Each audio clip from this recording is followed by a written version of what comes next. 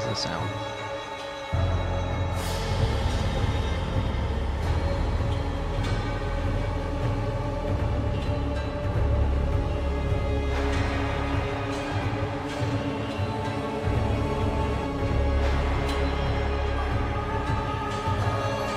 Okay, how does this sound?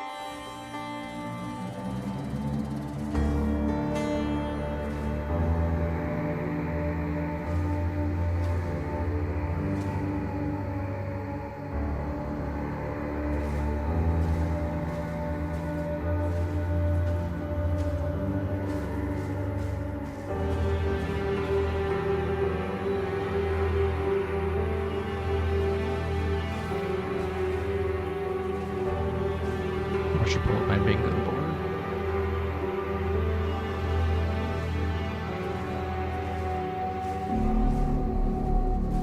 Oh god.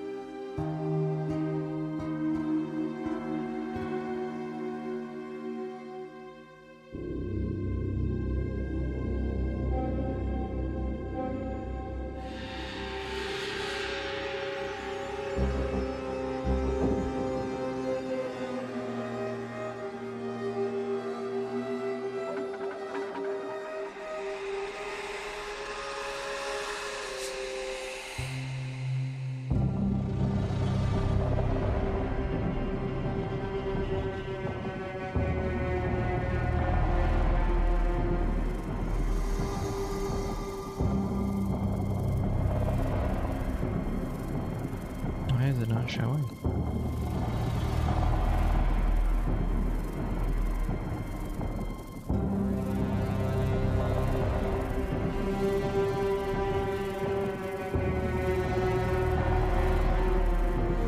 Oh, that's bizarre.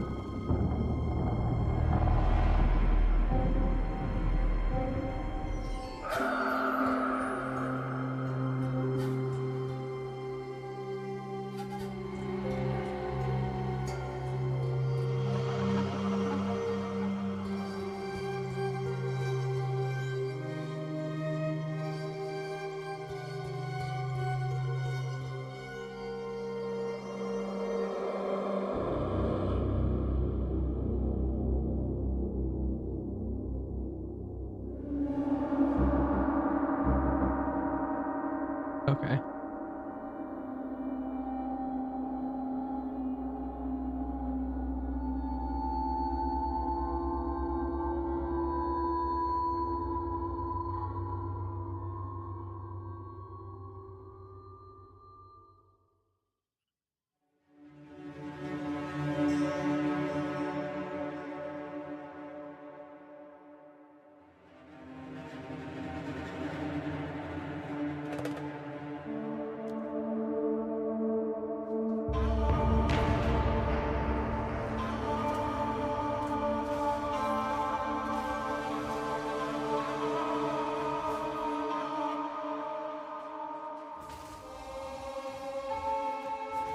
Weird, but at least it's working.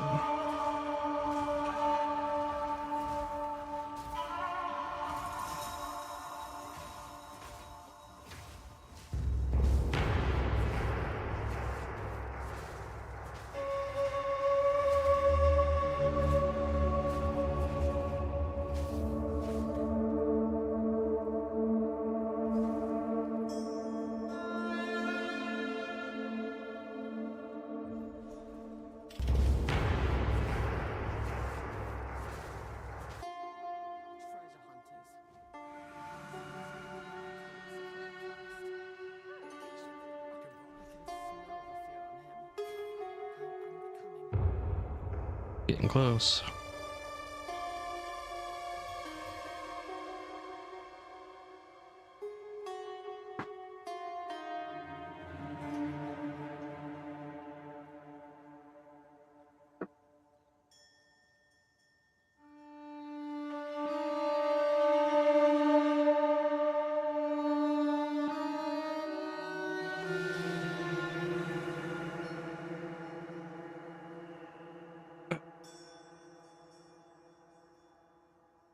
How far behind is my stream? Like 20 seconds behind, that's not bad.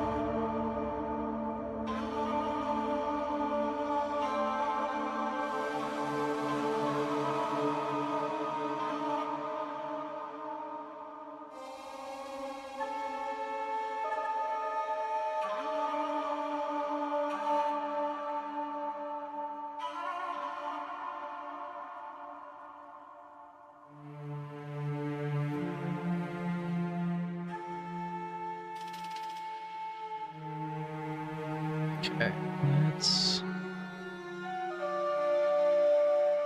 get the window full screened.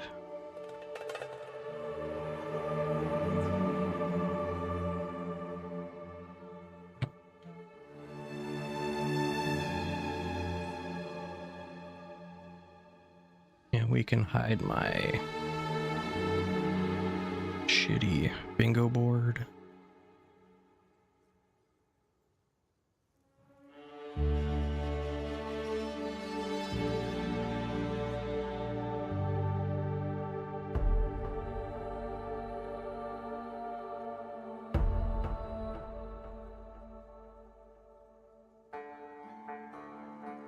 Man, why is the bingo board so blurry?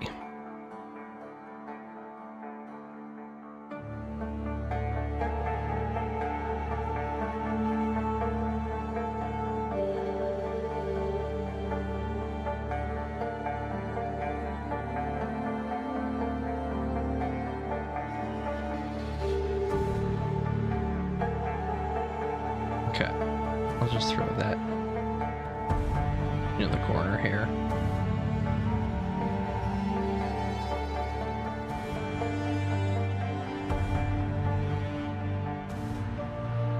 And I'll just mark them off, and we can look at it after if anyone's curious how I did.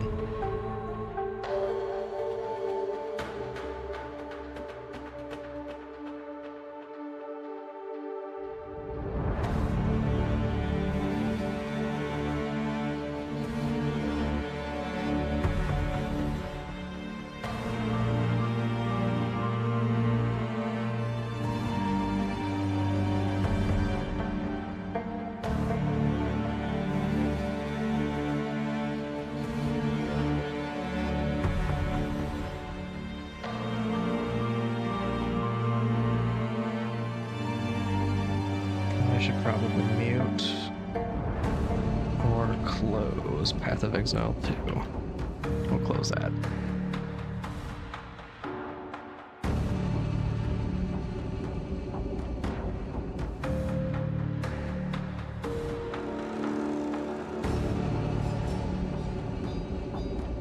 It's going to be their biggest content drop for a long time. Maybe ever. I'm not sure exactly what they said, but from what I've heard, it's a big one.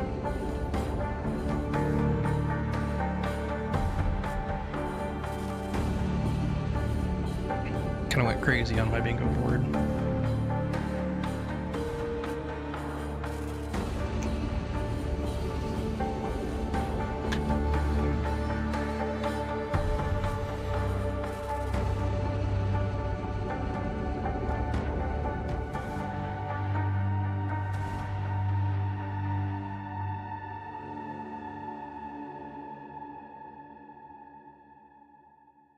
Is my webcam. Is it even working?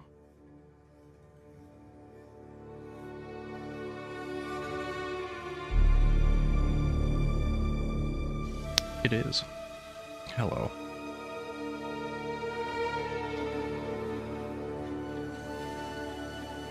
We're gonna go ahead and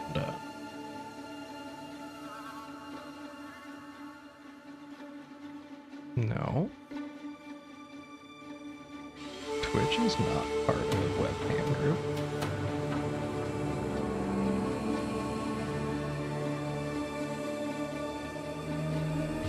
Let's shrink it down a little bit.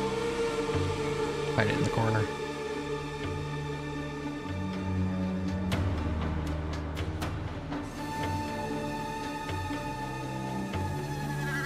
There.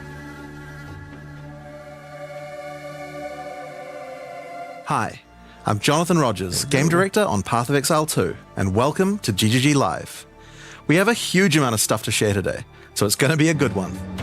Twitch drops are enabled on today's livestream, so you'll be able to claim the Red Queen's font hideout decoration by following the instructions below. Okay, so with that out of the way, time to roll the trailer for Path of Exile 2, Hi, Return I'm of Jonathan the Rogers. Rogers, Game Director on Path of Exile. Those in darkness, Okay. once lay dormant, I think it's the Pantheon. now return. Return to the Ocean.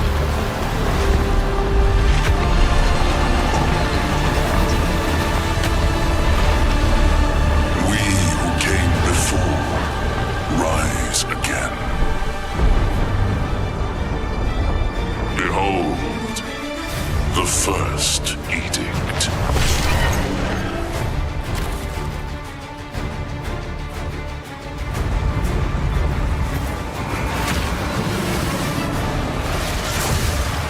Okay, oh, is that like a string?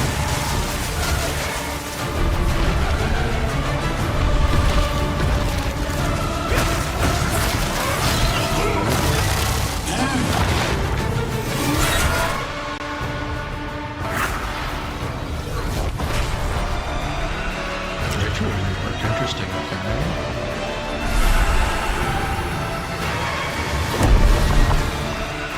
Yeah, I didn't see that being original.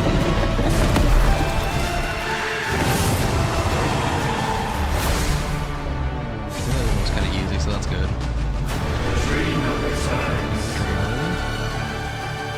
Oh my god, that Genesis? Looks like British fortresses. We become one!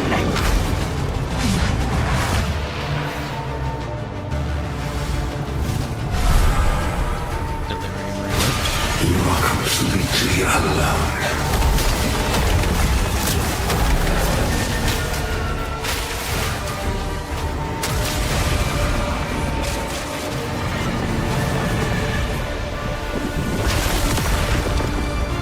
Runes of Power. Okay. Remnants. Alchemy skills. Right. I remain loyal to the king.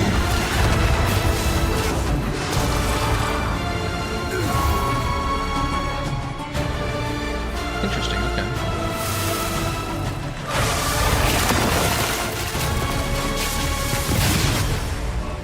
God, that's so bad. Hunt like it's your last. Continue the search. See what you can find.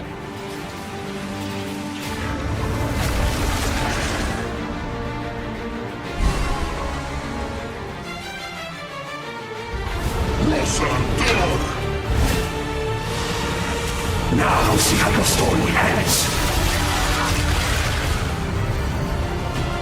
Nice.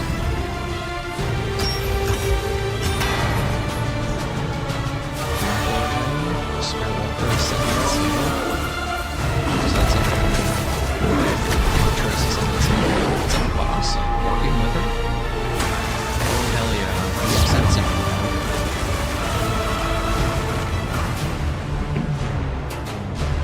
Okay.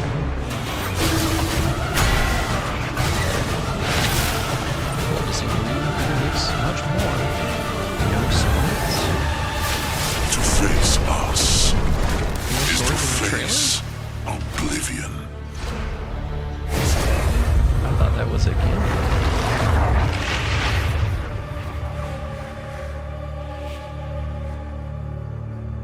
Wow. Okay. Still more to come. They might. So as you can see, Tell us about there's just so swords. much going on in Return of the Ancients, it's hard for even us to keep track of it all. Now, we promised that this one was going to revamp the endgame, and I'm very excited to talk about it. But first, we've got to talk about the League. So to do that, I'm going to hand things over to Mark. Hi, I'm Mark Roberts, Game Director on Path of Exile. Now, for those of you who are new to Path of Exile, each time we release an update, we also release a new league. Not only do we have a new economy, but we also introduce new content through the campaign, which gives you a fresh play experience right from the start of the game, as well as new mechanics, storylines, and in-game bosses. In the Runes of Eldur League, you will encounter a man being attacked by the undead in Clearfell. After saving him, he introduces himself as Pharaoh, a young blacksmith trying to bring back the Calculating ancient art of skills. Ezomite runesmithing. He has been collating his discoveries in a tome and is keen to show you how runesmithing works. By inscribing symbols on these ancient Ezomite remnants, you can create all manner of old magics. Unfortunately, on doing so, the corpses of the nearby undead are revived and infused with some of the latent power, making for a difficult fight. Rune crafting. Maybe from the Settlers League? After defeating these monsters, Pharaoh realizes that runesmithing is a dangerous business, and he is going to need the help of someone a little more martially inclined to discover these secrets. He lends you his tome and asks that you note down anything you discover when you return to him. In each area in the Runes of Aldur League, you will find a remnant, and as you approach it, you will notice that some symbols are already present, and some are waiting for you to fill them in. Depending on which symbols are already present, you will have different options for which items you can create using this magic. For example, if you combine Tempest and Lightning, you can create an Orb of Augmentation. Okay. Sure.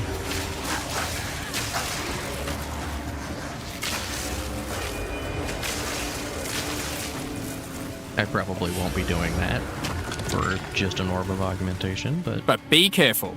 The symbols used to craft the items also empower the monsters around the remnant, who will be revived as undead to fight again with different properties depending on what runes you used. So, if you use a fire rune in your recipe, the monsters will be empowered with fire. Or if you use a moon rune, lunar beams will rain down as you fight the monsters.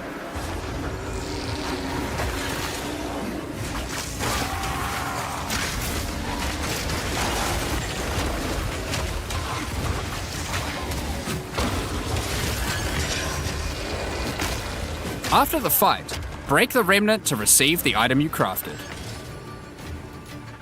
As you get higher level, you will start to find remnants with more slots for more runes, allowing you to craft rarer items. okay. As the number of slots increases though, more waves of monsters will be added, with each wave being empowered by more and more of the runes. I love a good crafting league.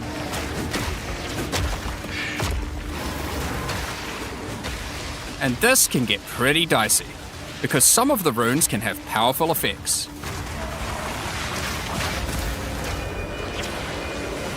Got some nice AoE on that Marauder. Like the Oath rune, which will cause one monster to be nominated as a leader, spawning waves of minions. The leader itself will be invincible, but killing its minions will deal damage to it.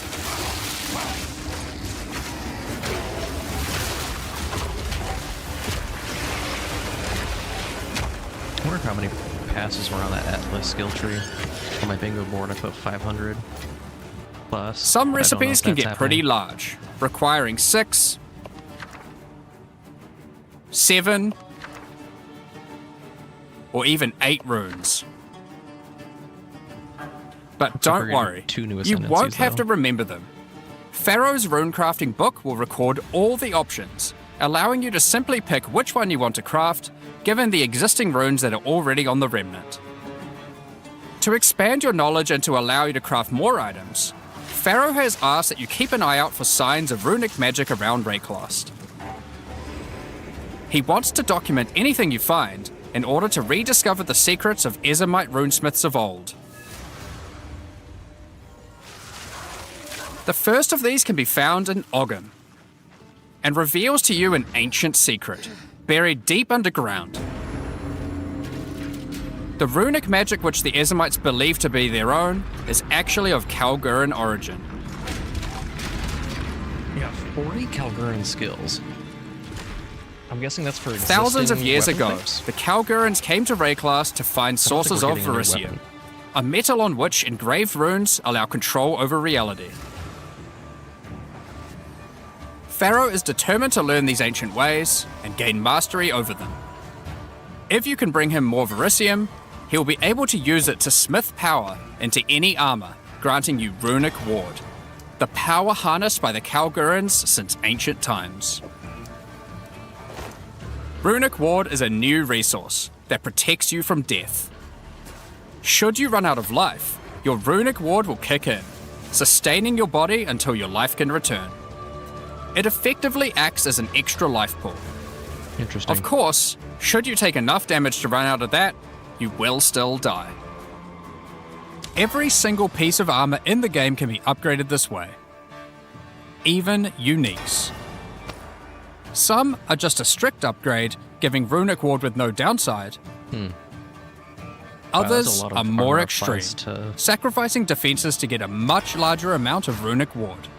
Whoa. There are even some that add new modifiers to uniques entirely, making them much more viable for higher level play. Increase ignite magnitude. But the Kalgurans Nice. use Runic Ward for more than just a defense. It can also be used to power many other magics. Instead of using gems created from corruption, the Kalgurans used runes of power and fueled them with Runic Ward. Many of the options available from Remnant crafting are new types of Kalguran skills that exclusively spend Runic Ward to wreak havoc. An example is Triskelion Cascade. Using it will cause your next spell to be triggered multiple times in a Triskelion pattern. You can use it with skills like Ice Nova that you cast from yourself, Scaling pattern. Oh. or with something you target at a distance, like Comet. Interesting. There are also skills to modify existing effects using runic magic, like Frost Flame Nova. Using this skill on a pack of burning enemies will transform the Ignite into Frost Fire, both burning them and building up freeze at the same time. That's pretty cool. You have basic buffs like Hollow Shell that guards all nearby allies, to more complicated mechanics like the Mark of Repulsion that creates a more mark marks. capable of pushing away all nearby enemies. Instead of spending mana, like skill gems do, all these skills cost Runic Ward, Lord. and unlike gems, they don't have a color. This means that they don't care about attribute requirements, or what kind of weapon you use. These skills are designed to be used on any class, and so often interact with mechanics that apply across many characters. By combining different runes together, the Kalgurans were able to support their runic abilities, and you can as well. There is also a set of runic supports that can be combined with regular skill gems in interesting ways. Concussive Runes allows you to add these concussive shockwaves to any skill that stuns. While Runic Infusion lets you spend ward to directly empower the damage on any skill. Now, there are other quests during the campaign too, that unlock even more interesting crafting methods. Buried deep in the jungle in Act 3, you can find the Mystic Refuge, containing even more secrets for Pharaoh to learn from. Using this knowledge, he gains the ability to reforge unique weapons. With this technique, Additional aftershock. now Okay. we've been able We got gain 1 druidic prowess. That's and it's not looks just low-level upgraded, uniques. but it's not Or- great still. to be rune. What the hell? And Am I going insane here? I don't know, much more. but right now, Domino's Pizza is half off. Every single Am I getting an ad?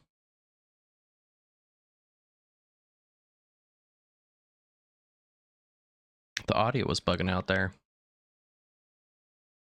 Apartment community level and unit level, allowing you to see the exact This unit sucks. that you're going to be living in. But we didn't stop there. We've got renting down to the cellular level. Closer, closer. Wow. Hey, little guy. Apartments.com, the place, to find a place. Rune sockets to turn them into a dual socket on your item. Okay. Oh, jewel sockets on gear. And there are even crafting meta runes that can unlock new types of mods when used with regular crafting. For example, this Rune of Chronomancy will unlock a set of time-related mods to be crafted on your boots. Once placed inside, use regular crafting orbs to attempt to get new mods like cooldown speed or increased skill effectuation. Oh. Cooldown You can recovery also rate is create a great. new type of currency called alloys. Using regular metals alloyed with verisium, new modifiers not normally available can be directly crafted onto your items. Using imbued alloy could improve your ailment damage, for example. There are honestly so many options here that unlock all sorts of crazy crafting projects. So I think people will be experimenting with these for a long time. Once you get to King's March in Act 4, Pharaoh finally meets Danig, a real Kalguran runesmith. And riddled with excitement, he wants to learn how to merge modern Kalguran techniques with the ancient knowledge that he has found. From here on, Pharaoh joins in the Kalguran expeditions that Danik has been leading. With the ancient knowledge that Pharaoh brings to the table, the Kalguran expeditions that Danik has been going on will change significantly. For those of you who haven't played it, the Expedition League mechanic involves carefully placing explosives, uncovering the buried dead, and recovering Verisium from them. Never been a big fan By of choosing where to place the explosives, you can choose which kind of challenges you would like to face, or rewards you would like to claim.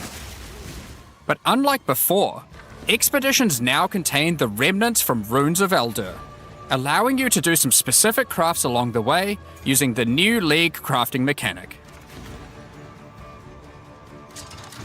One very important difference from the simple remnant encounters, though, is that the empowerments that the remnants grant apply to every monster down the explosive line for the rest of the encounter, stacking together. This can lead to some pretty extreme situations.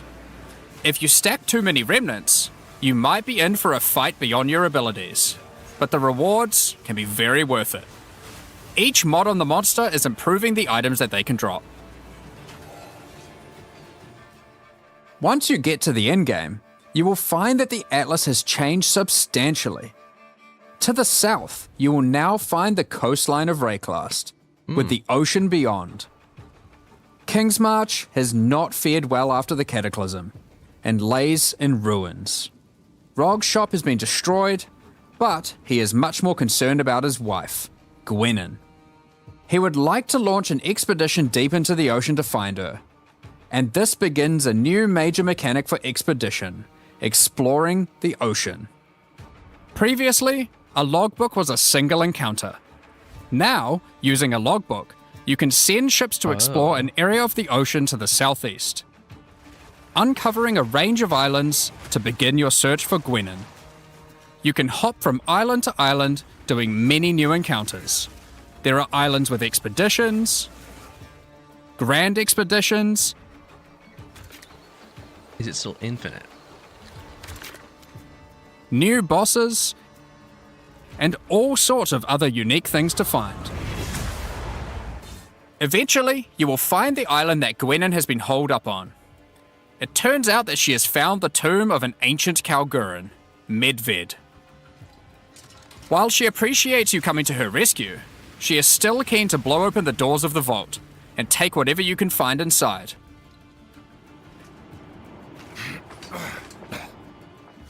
It's just a shame that Medved isn't as dead as you previously assumed. You never are.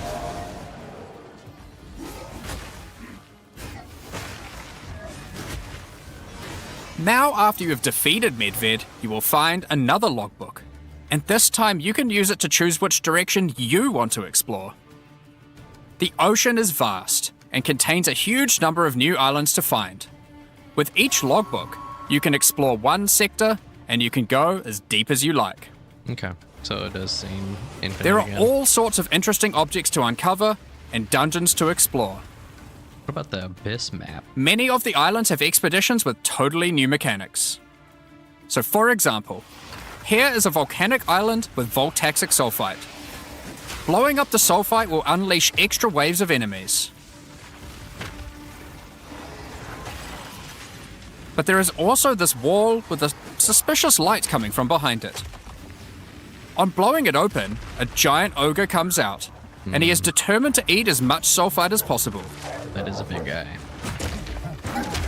The more sulfite mounds that you have blown up, the more empowered and the more rewarding he will become.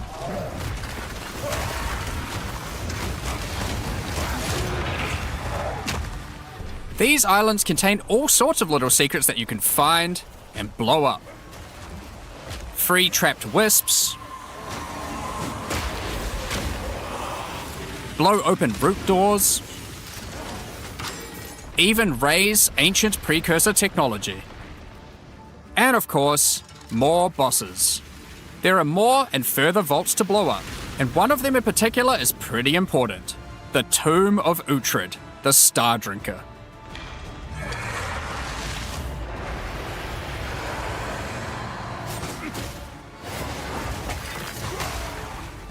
Uhtred was responsible for calling down the meteors of Verisium, which the Kalgurans used to power their ancient magic.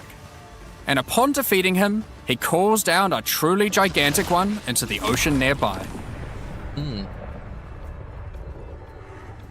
On visiting it, you find that it is shrouded by a strange energy emanating from the Verisium core of the meteor within. There is something growing in there, and it can't be anything good. In order to gain entry, Danig suggests that the Triskelion Flame, an ancient Kalguran artifact that can absorb and cancel the effects of Verisium magic, could be used to enter. But to find it, you will need to locate the Tomb of Olroth, leader of the Knights of the Sun. Defeat him and gain access to whatever eldritch nightmare is growing inside. Now, we're not going to spoil the boss, but one thing you should know is that the Verisium that makes up the core of the meteor is of a quality that has not been available for millennia. Bringing this to Pharaoh and Danig should looks like allow the them to forge some shield. objects of power, the creation of which has been lost to time. So that's Okay. the League, and there is a lot going on. To sum all that up, there is a new encounter with over 30 new monster types and over 30 new rune modifiers to enhance them. You can create more than 100 new runes to craft your gear, as well as dozens of other new currency items. And there are new quests added to the campaign to unlock even more new crafting options. Rune forging armors, upgrading uniques, dozens of Upgrading new uniques is pretty Kalguran cool. skills and supports, tons of new islands to discover by exploring the ocean, 5 new bosses, including a new pinnacle boss, and a bunch of new uniques to top it off. And that's just But the League. there is still a ton more to come. It's time to talk about the massive changes to the endgame. But for that, I'll hand it back to Jonathan.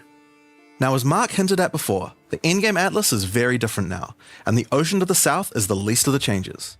The entire area around your starting location is now teeming with new questlines and things to discover. Will you investigate the strange forest to the west? The cracks in the earth to the east? Or perhaps visit the ruins of a Val city in the north? The atlas now has Love it. fixed points of interest at specific locations, giving you specific objectives that are easy to find. Like before though, no matter which objective you choose, going to towers to see what's out there is always a good idea. The first time you do that though, something new happens. The earth shakes, and a gigantic fortress rises from the earth. A remnant of the ancient precursor civilization.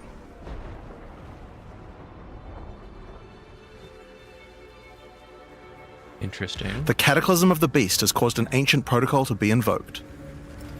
Should corruption ever take hold to this degree, the world must be scoured and purged of corruption. You will need to make your way into the fortress and activate the gates.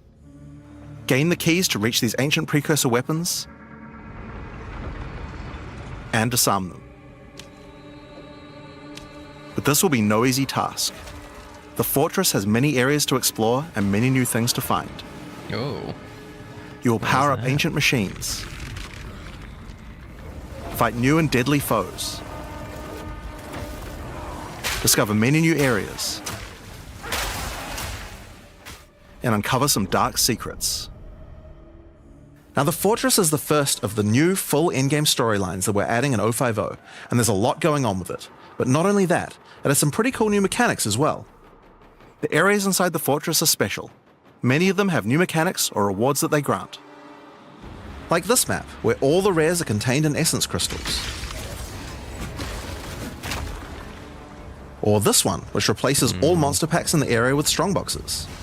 I don't know how I'm going to feel about it in Path of Exile 2, but that still could be. Or this one, kinda which fun. spawns an Asmeri spirit that always moves on from a rare after you kill it, allowing you to chase it through the entire map. I'll learn more about that martial artist monk. Because I am looking to Now, do... just like the normal areas of the Atlas, you'll need to fight the map boss of each area to Whirling complete the Assault. map.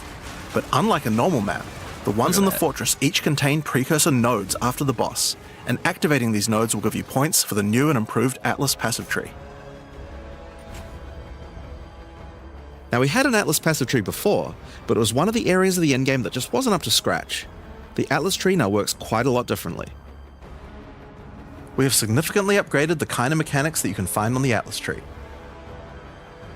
Like this one, that gives a chance to make rogue exiles you fight retreat from combat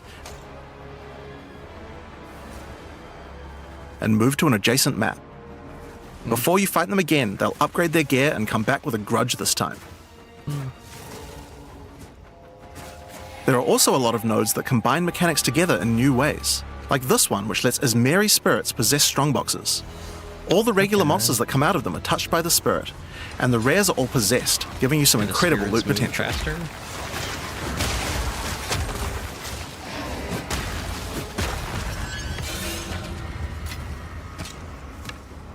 You get points from every single area you complete in the fortress, and unlike before, that means you can allocate the entire Atlas tree. Yes, this whole tree can be yours. This change is pretty Wow. important, since it allows us to be able to create many types of bonuses that we wouldn't have been able to create before.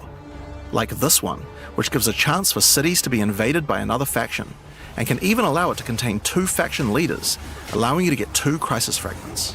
Oh. If we'd done this kind of thing in the old tree, we would have wanted to spec into it before running a city map, then unspec out of it before running anything else. With full allocation, we can have cool bonuses like these. Now obviously we still want to make sure that you have choices that define your in-game Atlas build. Yeah. So many nodes in the Atlas tree are now multi-choice. Everyone will get the node, but which bonus you choose to use is up to you. Do you want your powerful boss maps to contain more essences, summoning circles, or rogue exiles? Okay. But there's also nodes that contain more unusual things. So for example, on this node you can choose. Do you want to give a chance for shrines to instead rogue be given to the exiles. map boss in the area, making them more challenging but dropping special loot?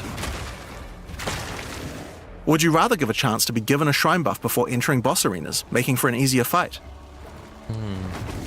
What kind of additional reward, though? Now, I could probably nerd out about cool stuff in the tree all day, but we should probably get back to the fortress. Now, one of the really important things we wanted to do was make it so that all the boss fights in the endgame are now accessible with a quest line. That means that to fight the Arbiter of Ash for the first time, you don't need to get lucky by finding keys. They will be in fixed locations and there's a quest to get them. But the Arbiter of Ash is no longer the pinnacle of Path of Exile 2. For that, you'll need to travel into the very center of the fortress. An incredible challenge awaits you should you choose to go there. After the storyline, you still unlock keys for pinnacle bosses in the usual way, exploring the world and finding the keys required to get to them. But we have added a lot more interesting things to find out there as well.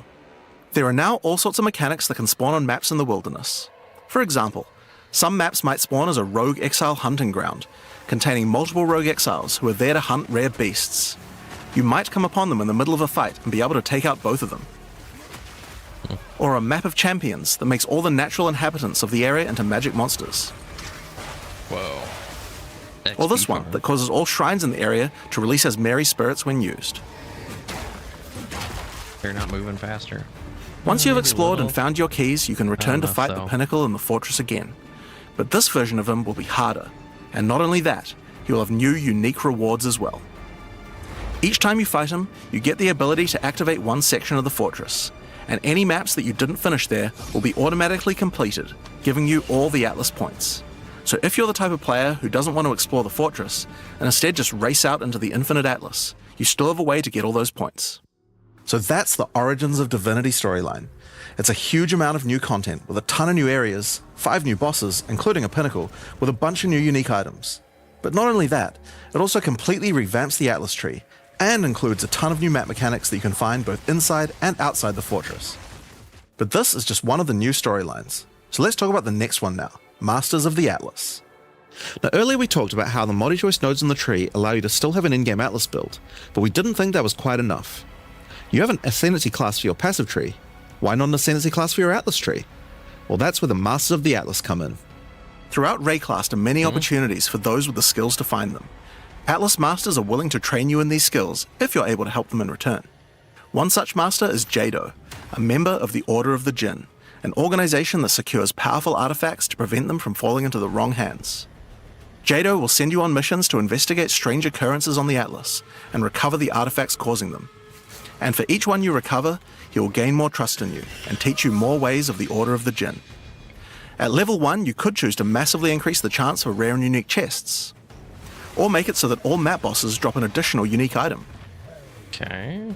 or make corrupted waystones have an additional modifier, That's probably going to be... but at the cost of making them send you to a totally unknown location.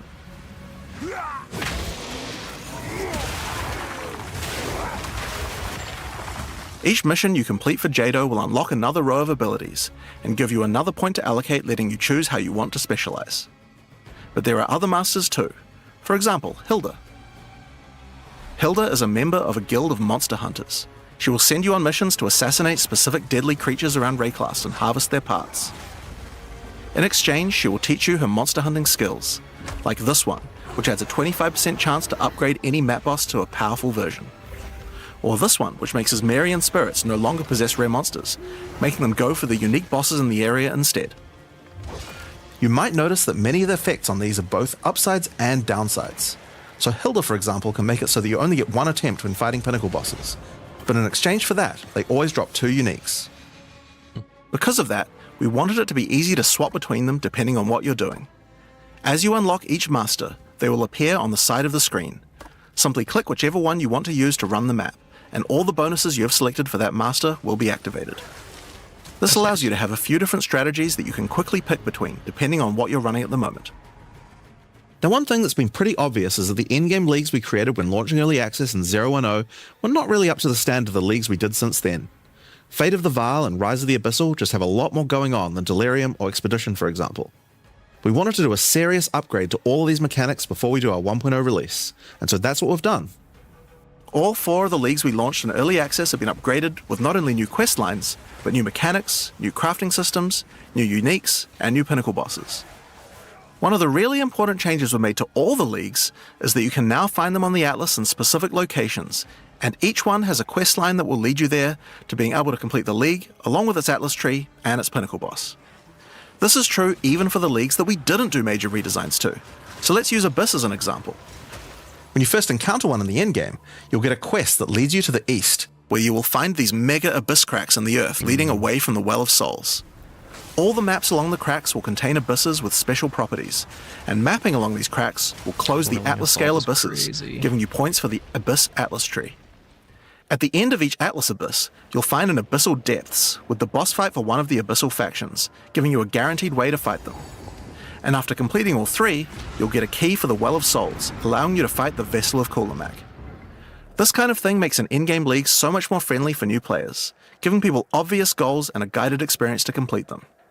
Alright, so let's talk about the first of the upgraded leagues, Delirium, and its new storyline, The Hare and the Raven. As you may remember, during Act 4 you were tricked into releasing an ancient entity from a Karui prison known as Tangmazu, the Raven Trickster. Tangmazu delights in breaking the minds of those who step through his mirrors, and when touching one, he will attempt to destroy your mind with twisted abominations generated from your worst fears. In Return of the Ancients, the first time you approach one of his Delirium encounters in the endgame, you will find Elder Maddox locked in a trance. His mind is trapped in one of Tangmazu's delusions, and you will need to free him.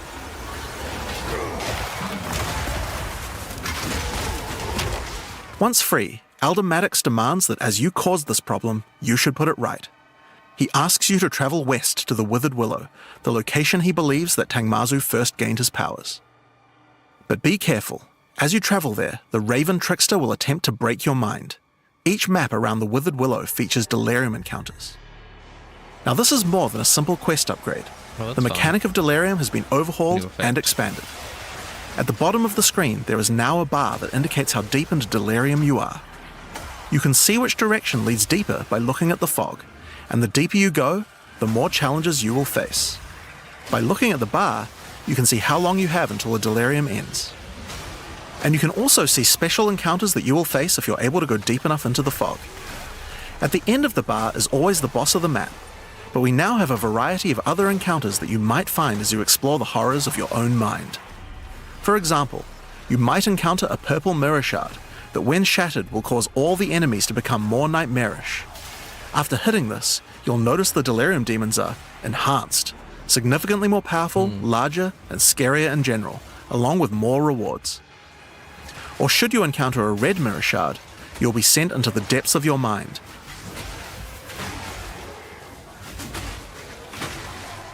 And must escape it while fighting off hordes of your worst fears.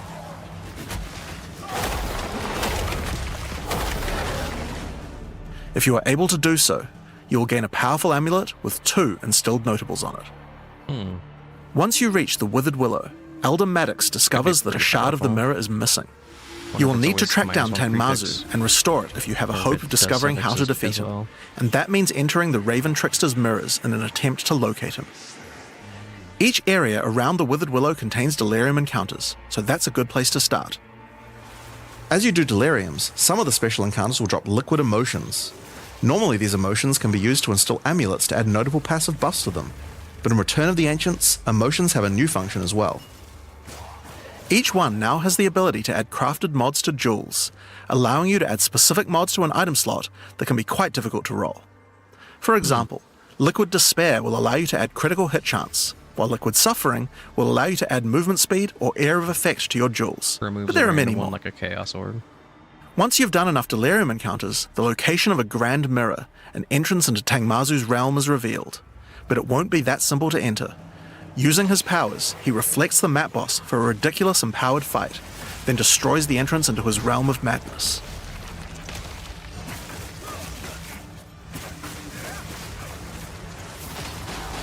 In order to find him now, you'll need to let the insanity fully into your mind. A strange fruit is left behind which you can consume to fully embrace the madness in an attempt to reach the Raven Trickster's realm. Consuming the fruit will cover an entire area of the Atlas in fog, and every map you do in the fog will get progressively harder and harder as you explore the deeper reaches of your mind. At some point you enter a new layer. A simulacrum of your memories twisted and perverted by the Raven Trickster. Should you be able to complete the simulacrum, Tangmazu will believe that you are worthy of a true challenge, and will let you take the remaining shard of his mirror, allowing you to enter his realm of madness back at the Withered Willow. If you dare to face him, it will be a fearsome challenge.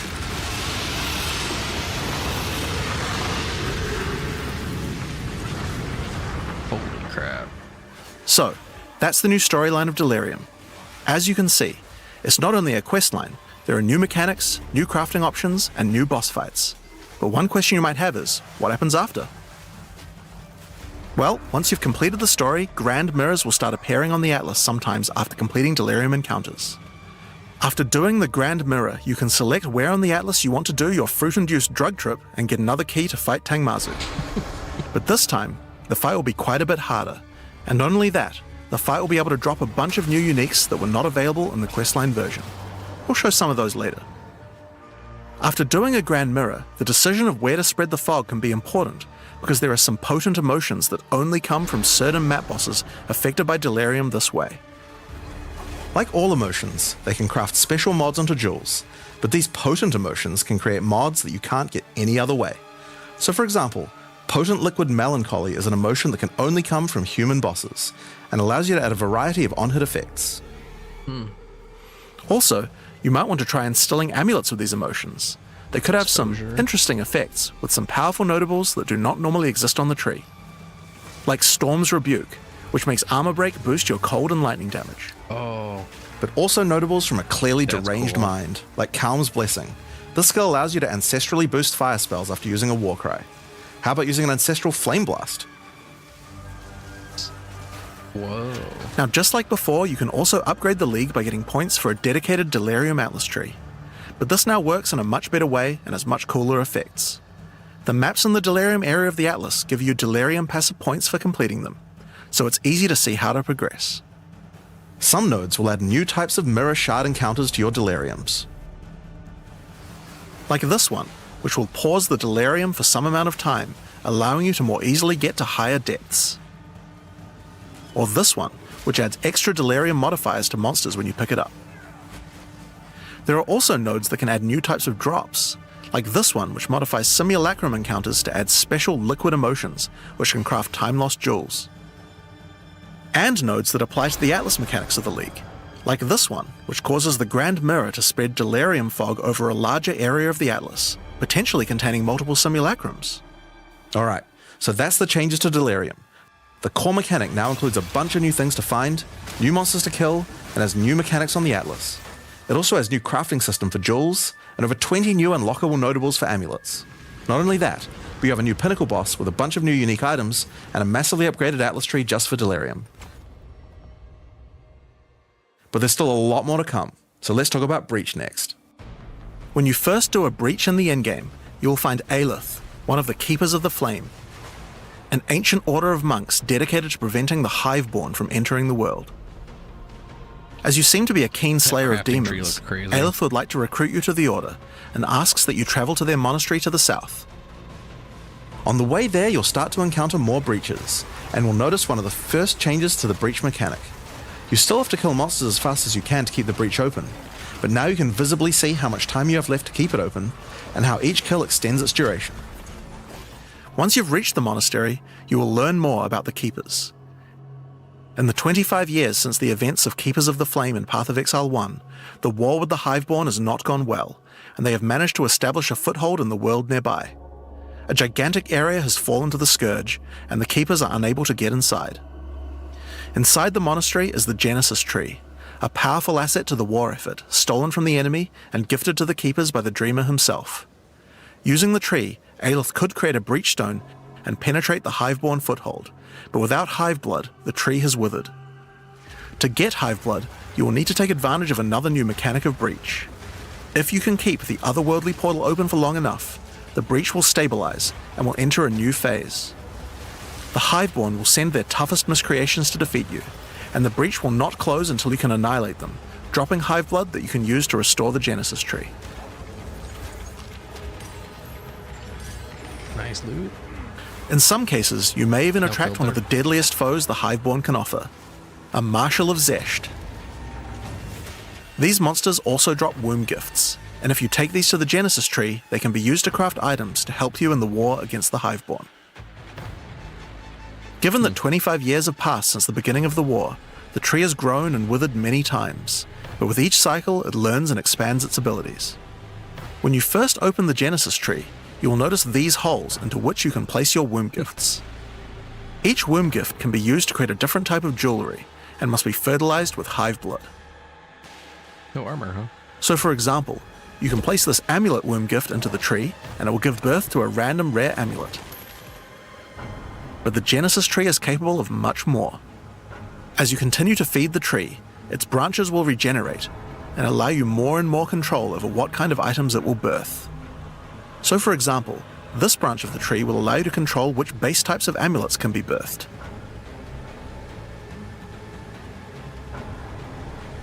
And as you go deeper, it will even allow you to create new base types that you can't get anywhere else.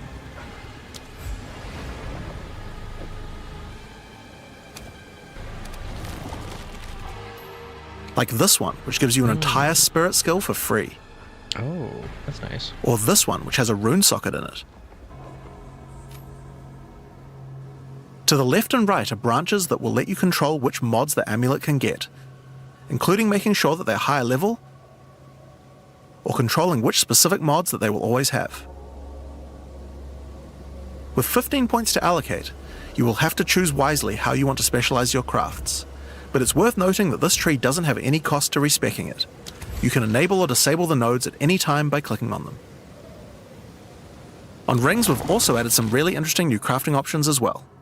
You have a bunch of new base types like these, but you also have entire new classes of mods that can be added.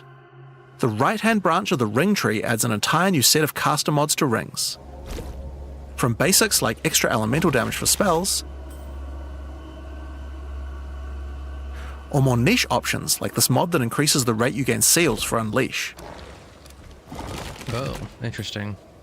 I do like Unleash.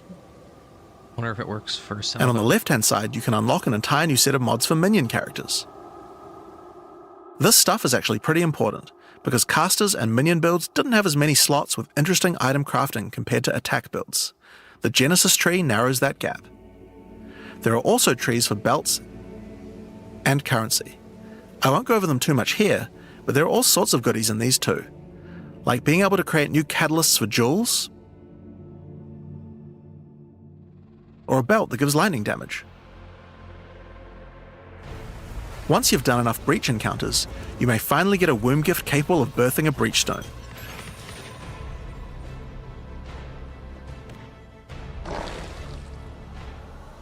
And you can then use it on the Hiveborn incursion.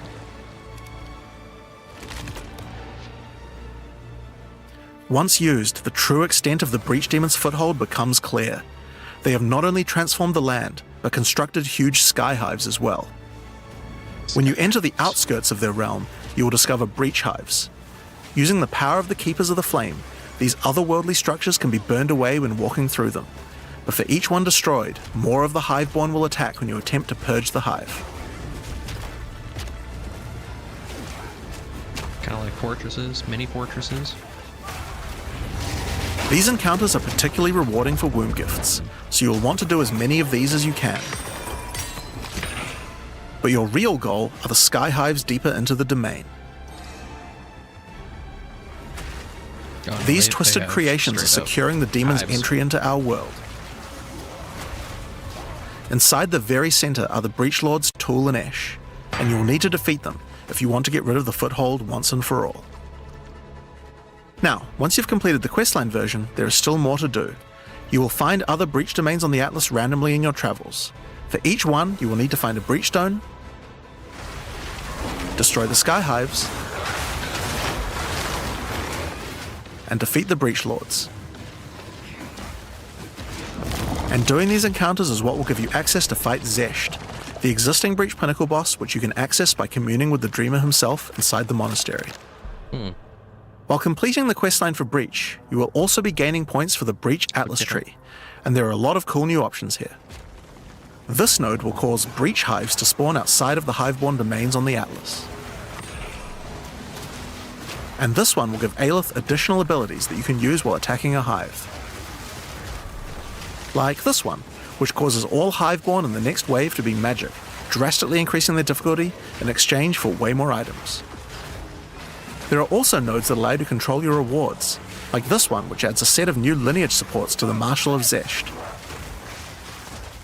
Or this one, which lets you control which womb gifts you will get. There's also some nodes that affect the Genesis tree, like this one, which will cause Zesht to drop his head, which when returned to the Genesis tree, will grow a grasping orchid on the side of it. You'll have to experiment to find out what this thing is good for. Putting rings on its fingers seems to make it happy. Yeah. So that's a rundown of what you can expect from the new Breach questline. There's a new It's not very stabilization clear. mechanic for breaches, That you have to put the rings on his hive finger. encounters, and Hiveborn incursions on the Atlas. But you also have a huge new crafting system and new bosses as well. Alright, so let's talk about the Rite of the Nameless storyline next. When you first complete a ritual in the endgame, Aoife, a lost spirit, will appear. She appears to need your help, but isn't able to communicate more than a few words, beckoning you to come to the Wildwood. Like the other leagues, Ritual now has a place on the Atlas to call home. The Wildwood could be found to the west.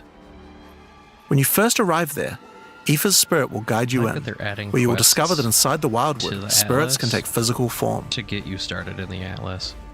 Aoife has been bound to this place by the King in the Mists, Always felt like and that was requests that you free her. But in order to do so, Something I you will was need her missing. body, currently in possession of the King. To reclaim it, you will need to gain an audience with him. Inside the Wildwood, there are many ritual encounters to complete.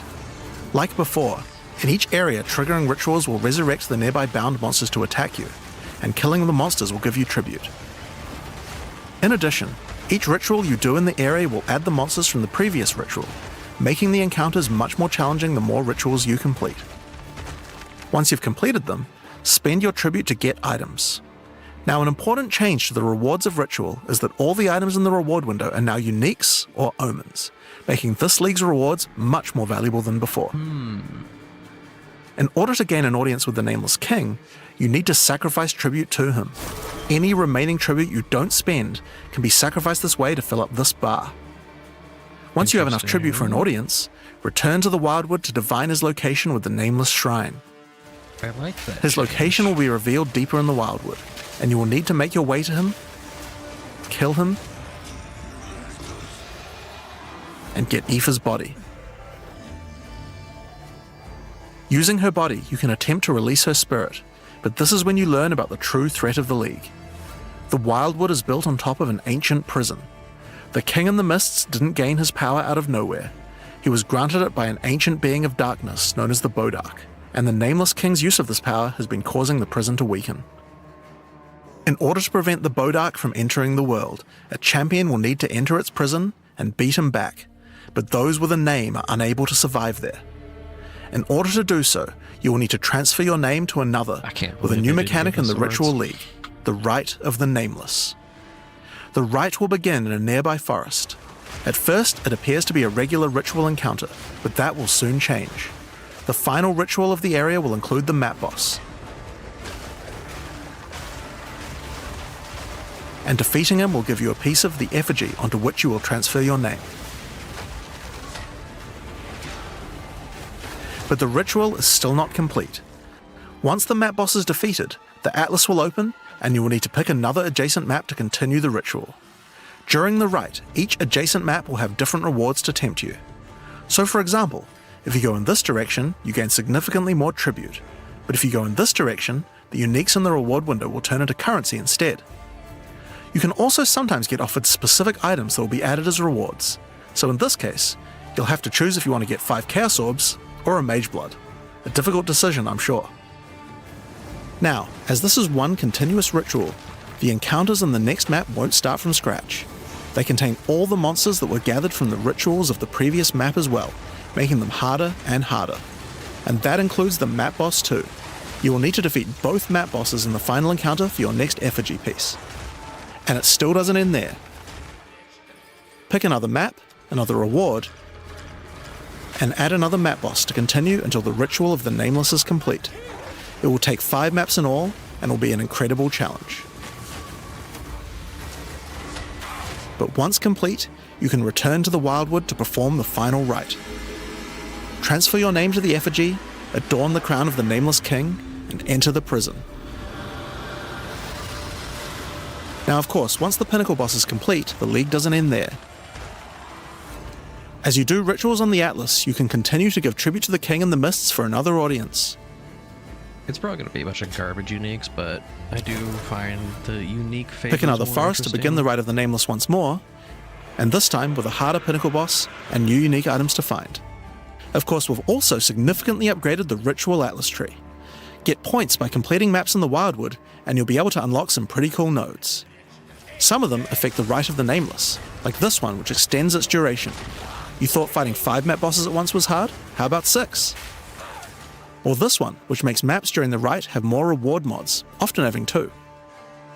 You also have nodes that allow things to combine with other content, like this one, which gives a chance for rituals to be created inside summoning circles, adding a random boss to the ritual encounter. There is even a node which adds a new type of possible ritual, the Audience with the Queen, which causes the Bride of the King to sometimes appear. Okay, so that's ritual. But let's have a look at what this means for endgame content as a whole for Path of Exile 2. When you include the expedition changes made by the League, we have a total of 5 new endgame storylines, each of which has a hub, crafting systems, areas to explore, NPCs, and a pinnacle boss as a capstone. That's a Not lot. to mention the Masters of the Atlas storyline as well. But more importantly, you now have immediate quests as soon as you arrive at the endgame, and goals with obvious progressions that you can see how to finish. Each endgame questline has a progress bar that you can pop out from the side of the Atlas screen at any time that shows you how far through you are, and buttons that will take you to the hubs for them. Overall, it's just a way better endgame experience with a significant number of fun objectives to complete. But just in case you didn't have enough goals, we did have one other thing that you might want to complete this league. These are called challenge leagues after all. Where are all the challenges? Well, players of Path of Exile 1 will be used to the fact that each league comes with a series of challenges that you can complete in order to prove that you are indeed the best. We haven't done these yet in Path of Exile 2, but it's time to change that. If you're able to complete them, you'll earn pieces of the Knight of Elder armor set. Opening the challenge screen will show you a series of 8 challenges. After completing each one, anyone in chat or in the forums will be able to see your prowess. In addition, you'll get a statue to put in your hideout showing anyone you trade with how many challenges you've completed. You'll earn the first piece of the armor set after doing 2 challenges, and the full armor set after completing all 8. So that covers all the content you'll encounter in Return of the Ancients. But what about some new tools to fight against these new pinnacles with? Well, we also have some new Ascendancy classes as well, but to introduce them, I'll hand you guys back to Mark. As Jonathan said, we have 2 new classes to show you today, the Spirit Walker and the Martial Artist. Let's start with the Huntress's new class, the Spirit Walker. Okay, I saw them The have Spirit a boss. Walker has developed an affinity with the Asmerian animal Fighting for them. spirits. She is able to infuse the power of multiple spirits at her choosing. On the bottom part of the class, you will find paths for each wisp you would like to commune with, be they primal, vivid, or wild. Each one can give you different abilities that align with the stag, owl, or bear. Each ability gives you a method to become possessed by wisps of that type, and a new ability when you spend them. The stag allows you to summon stampedes when you attack. The That owl works with grants one of their boons in the skills. form of their feathers, which adds extra projectiles God. and enhances the projectile speed of your next skill. That's crazy. For And the Twister. bear simply summons a giant bear companion to your side. The bear will maul, slam, leap, and do intimidating roars to debuff your Free enemies. companion, even. Well, other Now than you the can specialize essence more into points. each of these wisps, but if you want to combine all 3 of them, then a new hidden power will be unlocked, the power of the Sacred Wisps. This node is free, and enhances the quality of all 3 of your spirit animals. Your bear will take some of the damage you take, and grant you life regeneration. Your stags will become more aggressive, leaping towards enemies, and your owl-empowered skills will leave a trail of soaring ground behind them. Of what But ground? that's not all. The Spirit Walker has other powers beyond wisps, Interesting. such as Idolatry, which can give you large bonuses for using idle socketables in your equipment. And this one, which is my absolute favorite. The Spirit Walker, having attuned herself with nature, can gain the ability to tame beast bosses, opening up a whole suite of very cool options for your build. You can tame Maybe bosses? you tame the mighty Silverfist in the jungle depths. Or maybe a 3-headed chimeral beast in the chimeral wetlands. Or then there's a giant frozen owl beast, Rakar, the frozen talon. There's so many choices. You're going to have to experiment a bunch with this one, and I'm very excited to see what bosses you all choose to have as your trusted boss companion. That's insane. Next up, we have the monk's new ascendancy class, the Martial Artist. After decades of training, he has mastered 3 of the 7 hollow techniques. Channeling hollow form technique allows the martial artist to create illusions of himself, which then use a skill of your choosing. Perfect for turning skills with less area of effect into ones that can obliterate packs with ease. Should you find yourself overly vulnerable while channeling, you might want to How's it take channel? Way of the Mountain, which causes you to be covered in stone when you immobilize enemies, mitigating large amounts of damage. But you can't move while This you're can doing it. even enhance your attacks too. By hardening your weapon in stone, you can deal even more damage. After taking Hollow Focus technique, you can manifest your spiritual energy into objects. In this case, bells, which will appear around the martial artist and can be shattered by any of his attacks, even ones from the Hollow Form technique earlier. Hollow Resonance technique furthers that by adding a manifested bell to your back, which rings each time you deal a critical strike, damaging all enemies around you. That's interesting. Through all the martial artist's thorough training, he has mastered the flow of internal spiritual energy too, and has engraved runic tattoos around his meridians. By doing this, he can gain the benefit of extra runes. Just open your inventory and add the runes. There is one that counts as a helmet, 2 as a body armor, 1 as gloves, and 1 as boots. Finally, your hands, the ultimate expression of a master of the martial arts. Taking Way of the Stone Fist will cause your gloves to become a new base type when equipped. Each modifier on the original pair of gloves has an equivalent, more powerful, and more impactful modifier. For example, these gloves add some physical damage, cold damage, lightning damage, some resistances, and life gain on hit. Now, when I equip these, they become literal fists of stone, and not only grant me a bunch more evasion and energy shield, they now also grant a lot more damage, some maximum resistances, and a significantly higher amount of life gained on hitting enemies. With all the different rune combinations you could do, and the different modifiers and gloves, there's a ton of different build options, and we're looking forward to seeing what you can come up with.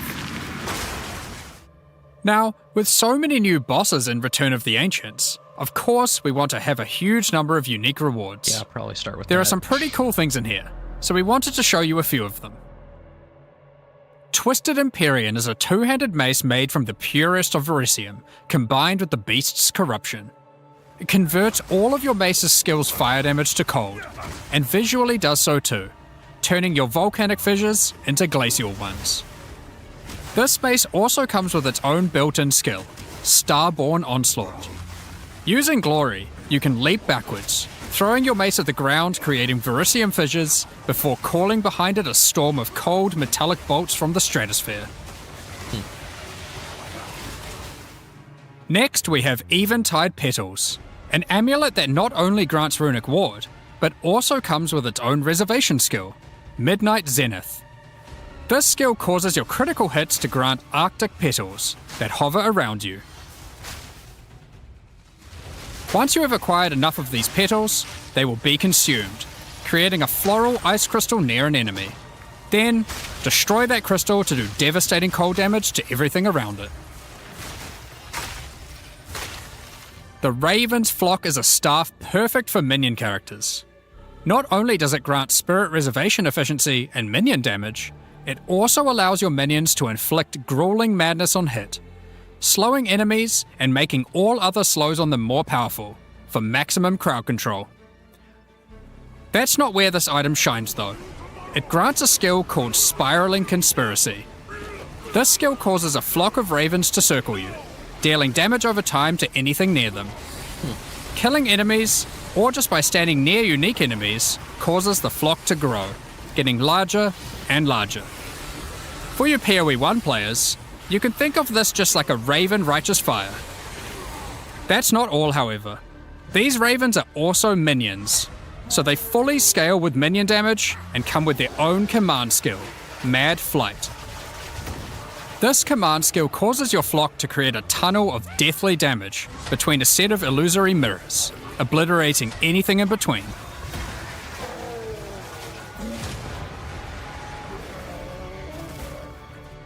Horror's Flight is a pair of gloves instilled with the purest of fear. Equipping these causes your enemies to become terrified of you. These gloves cause you to gain stacks of fear incarnate when you cull enemies. To aid in your culling, these gloves also come with the skill Crushing Fear. This is similar to the monk skill Killing Palm, except it deals chaos damage, and the amount of damage and area of effect scales drastically based on the power of the enemy. As you use this, gain your stacks of Fear Incarnate, which increases your culling threshold, meaning enemies become easier and easier to cull, even to the point of being able to instantly kill some monsters from full life. Sylvan's Effigy is a scepter for those wanting to run companions. It allows you to have any number of companions of different types, instead of the normal restriction of just one per type. But what makes this cool is the Asmerian Wolf companion it comes with. This is a persistent minion that bites foes to maim them, leaps to cause bleeding, and even howls to buff nearby allies. Additionally, it comes with the command skill Eternal Hunt, which when used it will howl, calling on the spirits to manifest spectral wolves to ambush all foes around you. Liminal Coil is a crazy wand. It allows you to apply as many curses as you please, but those curses will have no effect. What's the point then? 2 reasons.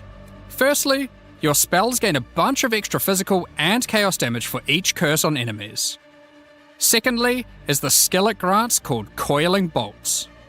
This skill is a projectile spell that fires coiling physical and chaos projectiles with every cast. What makes this skill truly special though is that it will split and chain through every cursed enemy, causing an absolute ruckus. See for yourself. Absolute ruckus. Periphery is a unique bow, which utilizes all the powers of the Asmerian spirits by dealing damage of all elements.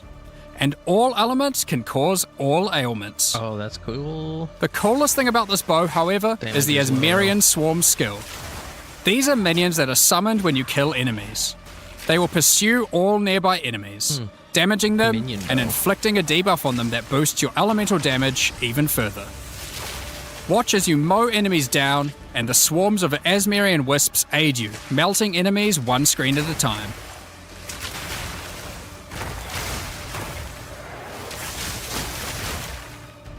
The Ordained is a new spear, mastering in physical and lightning damage, with high critical strike chance too. This spear allows you to leech life not only from physical damage, but lightning too. It also creates a fragment of divinity nearby periodically. What are those? Well, this spear has the skill Righteous Descent, which is an epic, divine leap, aided by angelic wings. If you use the skill when a fragment of divinity is nearby, it will become empowered, dealing significantly more damage, gaining massive area of effect, and bypassing its cooldown. When fighting a boss, let a bunch of the fragments spawn, and then just unleash your divine havoc, obliterating them. You can make that a lot faster though. Last, but not least, we have a new unique jewel, Voices. Voices is simple. It consumes 1 jewel slot to add more. There are versions that add 2 jewel slots, 3 jewel slots, and for those who are absurdly lucky or rich, one with 4 jewel slots. Equip it and notice the slot appear next to your character's portrait in the center. Okay. It's pretty crazy. One of the things we are concerned about is how long it takes for experienced players to replay through the game in each new league. As we learned from Path of Exile 1, one of the things that can really help is having elements in the campaign that tell you where to go, if you know what to look for.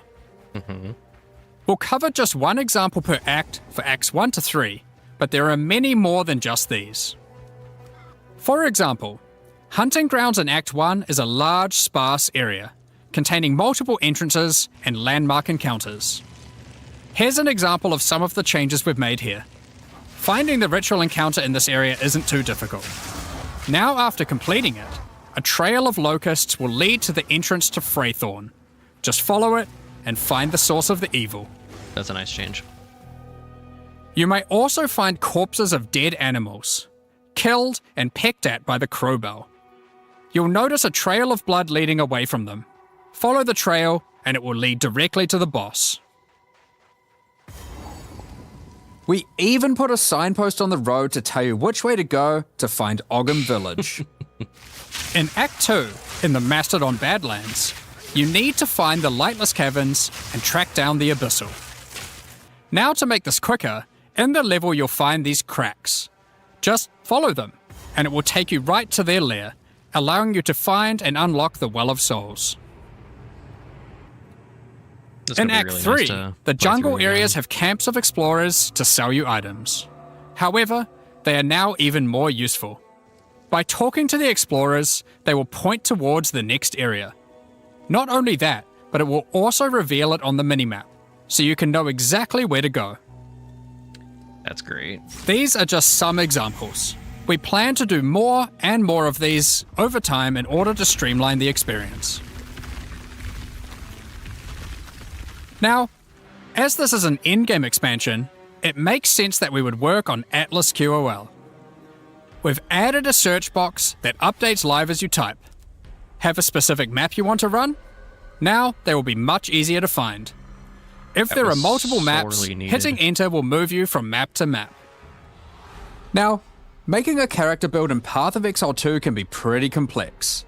And instead of designing a build yourself, many players enjoy following online build guides. We have a pretty awesome community that has built many tools over the years for designing builds, but we wanted to improve the experience of following them. So, we are introducing a new build guide system directly into the game client. Here's how it works. No way. Community creators who write build guides can now create a new file format, a build file. Once downloaded, the builds appear in the in-game client, and selecting one will show you everything you need to know to make that build.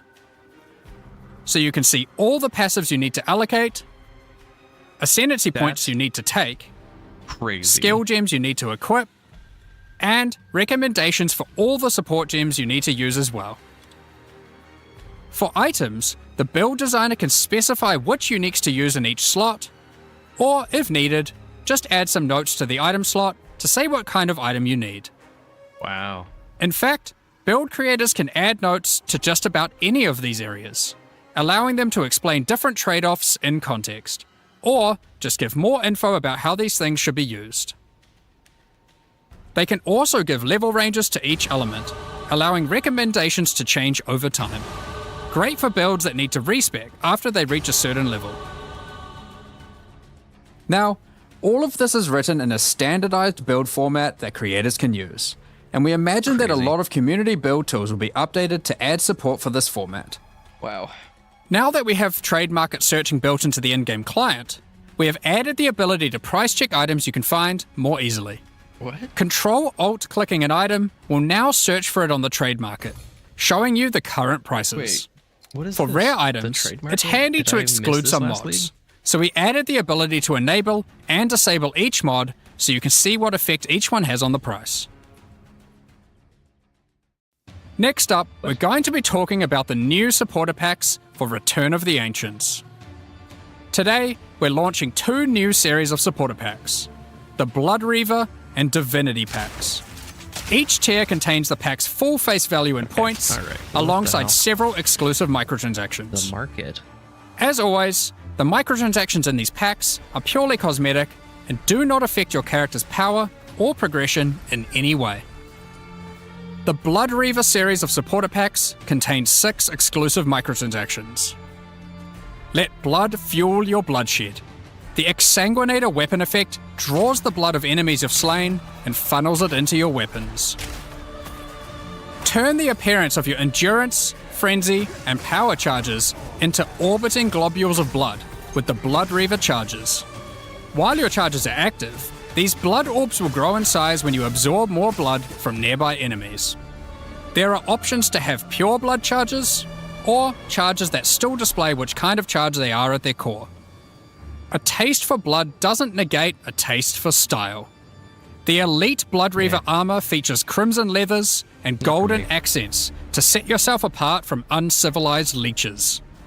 It also features a back attachment, fashioned out of the wing of a colossal bat. Know about the market panel.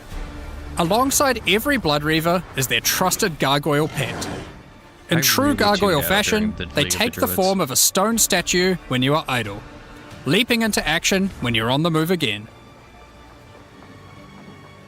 What good is immortality if you don't have a vast mansion to come home to at the end of the day?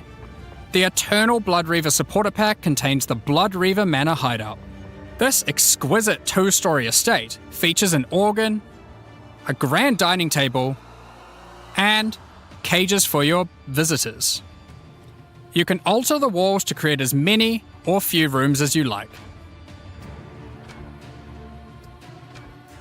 Last but not least, the Servant of the Manor, eternally bound to the Order of the Blood Reavers. This henchman will manage your store, so you can spend more time spilling blood. Stop that. We won't disappoint you. But if we do, you've our permission to beat us most violently.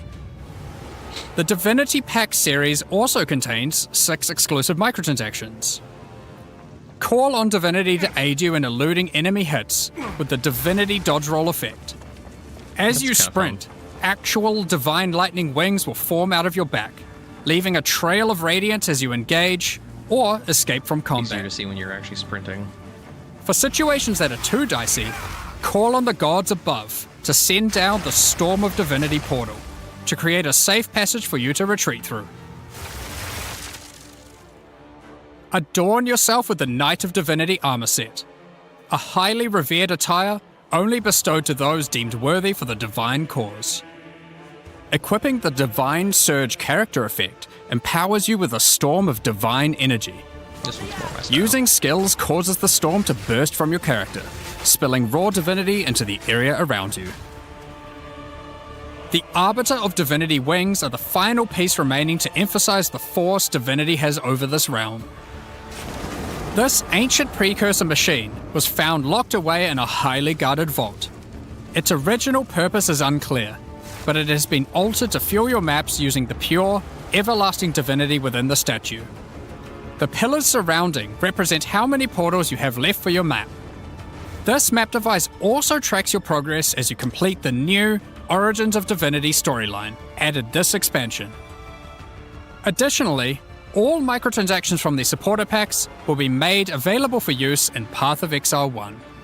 On release weekend, we will also be releasing the Return of the Ancients mystery box, which will contain 2 armor sets, a set of map devices for your in-game adventures, a new tracking scroll that records the amount of currency you've gained from the currency exchange or your shop, and much more, like a set of finisher effects and affinity stashes. That's not all, however. The Fragment Stash tab is finally coming to Path of Exile 2, and with it comes some tabception. Inside this one tab, there's a tab for your various boss key fragments. There's also a tab for all your precursor tablets, with each type of tablet getting 6 tabs of storage. Finally, there's a tab for your Jinn barriers and inscribed ultimatums, both of which get their own 6 tabs. That's a lot of tabs. So that's everything in 050. This is by far the biggest update we've ever made to PoE 1 or 2. New in-game storylines, pinnacle bosses, crafting systems, items, ascendancy classes, and so much more. Now, because this update contains so much in-game content, we're doing significantly more testing than usual. For that to happen, we're taking a little longer than usual between the announcement and the release. 050 will be released in 3 weeks on May the 29th, with the patch notes being released on the Friday before that, on May 21st. But there's just one more thing to talk about. Now that the endgame is up to scratch, we have to start talking about our plan for 1.0 release. The feedback we've had during early access has been critical for making all the improvements that we'll be making to the game. At the same time, we had to create enough in-game content to make an ARPG that can call itself a successor to Path of Exile 1. Well, with 050, we now believe we have reached that point, and so this is going to be the last full-size league during early access. That's right, the next big update is going to be 1.0.